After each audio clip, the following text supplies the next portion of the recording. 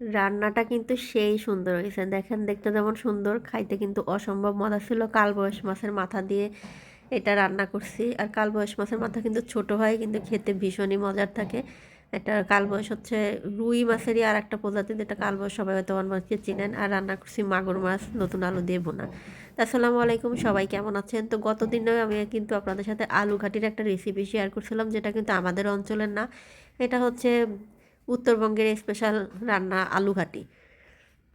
তো আজকে সেই আলু ঘাটিটারই আবার নতুন করে আর একটা পদ বানাইলাম। আর তার জন্য কিন্তু আমি আলু সেদ্ধ করে দিকে করে নিছি। আর সাথে দিব হচ্ছে সিমের বিচি। তো সিমের বিচি আলু ঘাটির মধ্যে আপনারা কখনো খাইছেন কিনা আমি জানি না। তো আমার কটা সিমের বিচি বাঁচে ছিল, এই জন্য ভাবলাম যে আমি সিমের বিচিগুলো দিয়ে আজকে আলু ঘাটিটা রান্না করব। তো এই যে এখানে কতগুলো সিমের বিচি নিয়ে নিলাম। তো এখানে মাছের মাথাটা কিন্তু ওই যে 4 টুকরা করে নিয়ে ভাজে নিছি।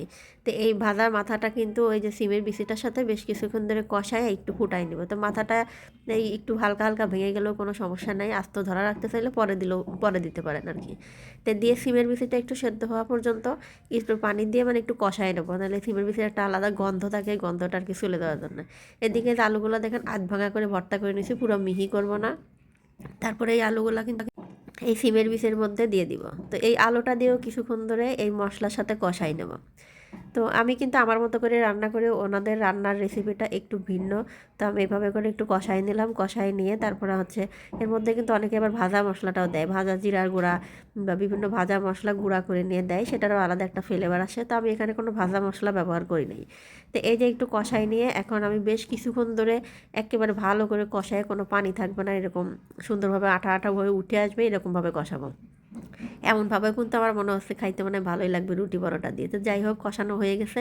এখন বেশ কিছুটা পানি ঢেলে দিলাম। পানি ঢেলে এই যে দেখেন পুরো ডাল ডাল মনে হচ্ছে, কিন্তু এটা কিন্তু বলক ওঠার পরপরই ওই যে আলু আর সিমের বিচি আর একটু গলে গেলে তখন কিন্তু একটা ঘন ঘন হয়ে আসবে। তো এদিকে ফুটাইতে দিয়ে দিছি। এখন যে কড়াইতে মাথাটা ভাজছি, ওই কড়াইয়ের মধ্যে আমি একটু ভাজনা ভেজে নেব। তো এটা আমরা ভাজনা বললে আপনারা অনেকেই আবার এটারে বাগার দেওয়া বলে। তো যাই হোক, পেঁয়াজটা দিয়ে দিলাম কিছু রসুন কুচি। তো দিয়ে এখন এটা হালকা করে ভেজে নেব। একটু লাল লাল করে ভাজে নেওয়ার পর তার মধ্যে এর মধ্যে দিয়ে দেবো একটা কাঁচা জিরা। তো জিরাটা কিন্তু আপনারা ভাজে গুঁড়া করেও দিতে পারেন, কিন্তু আমি কাঁচা জিরাটাই দিলাম।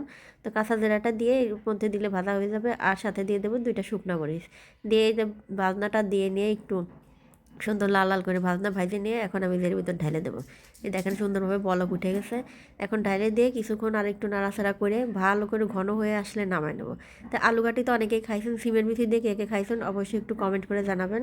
আর একবার হলো সিমের বিচি দিয়ে রান্না করে দেখেন, এটার টেস্ট কিন্তু অনেক ভালো হয়। তো এখন আমি চলে গেলাম দ্বিতীয় রান্নায়, নতুন আলু দিয়ে যে মাগুর মাছটা ভুনা করব। তো এই যে মশলাটা কষাই নিলাম, এখন এটা উতলে মাছগুলা দিয়ে দিব। তো এটা হচ্ছে দেশি মাগুর, কিন্তু দেশি মাগুরটা ওরা রং দিয়ে আরও আকর্ষণীয় করার জন্য পুরা লাল করে ফেলছিল, কিন্তু বাসায় এনে ফ্রিজে রাখার পর মাগুর মাছটার কালার চেঞ্জ। তো যাই হোক, এই যে আমার আলু ঘাটিটাও আমি ঢেলে নিলাম এক বাটিতে। আর এদিকে মাছের ভুনাটাও হয়ে গেছে। তো এই ছিল আজকে আমার রান্নাবান্না। ভিডিওটি ভালো লাগলো অবশ্যই একটা লাইক কমেন্ট করে দিবেন। ধন্যবাদ সবাইকে।